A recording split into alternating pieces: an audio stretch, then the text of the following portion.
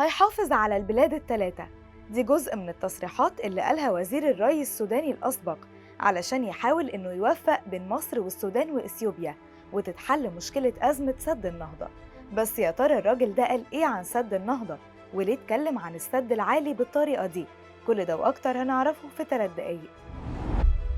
لسه برضه سد النهضة أهم قضية شاغلة بال الرأي العام في دول حوض النيل، بس بالأخص السودان ومصر اللي هم بيشتكوا دايما من الإجراءات الأحادية اللي إثيوبيا بتاخدها وبتتعامل بيها معاهم من غير حتى ما تسألهم عن أي حاجة. الغريب بقى إن في مسؤول سوداني بدأ يدافع عن إثيوبيا ويقول إن السد ده حاجة كويسة وإن إثيوبيا عمالة تحاول تحافظ على التنمية والنهضة لدول حوض النيل. وزير الري السوداني الأسبق الدكتور عثمان التوم حمد قال إن سد النهضة بيفيد الدول الثلاثة مصر والسودان وإثيوبيا في إنه بيحميها من وجود طمي كتير. مش بس كده، ده وضح إن السد بيحمي الدول دي من الفيضانات، وكمان السد ده يعتبر هو صمام الأمان وقت الجفاف بالنسبة للدول الثلاثة. وزير الري السوداني الأسبق ما وقفش لحد هنا، ده كمان قال إن السد ده مشروع تكاملي بين دول المنطقة وبعضها. مش بس كده، ده كمان هيفيد في النهضة والتنمية وهيوفر الكهرباء للدول الثلاثة وكمان الدول المجاورة ليهم. كمان ضاف إن لازم الدول الثلاثة اللي هي مصر وإثيوبيا والسودان تبص للمنفعة وإن التعاون بينهم لازم يكون أكتر من كده.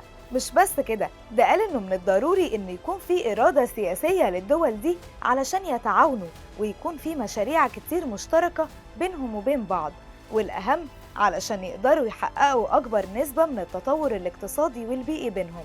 الدكتور عثمان قال كمان إن ممكن يكون التخزين في السد ليه تأثير على المناخ، لكنه مرة واحدة كده راح قايل بس السد العالي بقى في مصر فيه أكتر من ضعف مخزون المياه اللي في سد النهضة. مش بس كده، ده كمان سد النهضة مش هيقلل كمية المية اللي رايحة مصر، ده هيزودها، وعلشان كده بقى ممكن السد العالي يقلل كمية التبخر اللي موجودة دلوقتي، وده إنها بدل ما هي 14 مليار متر مكعب يخليها توصل ل 10 أو 8 مليار متر مكعب بس. وزير الري السوداني الأسبق قال كمان إن لازم دول حوض النيل واللي هي مصر وإثيوبيا والسودان تستفيد من تجارب الدول التانية اللي هي بتشترك في منافع سدودها علشان يقدروا ينموا بلادهم في كل المجالات. طيب زي مين البلاد دي؟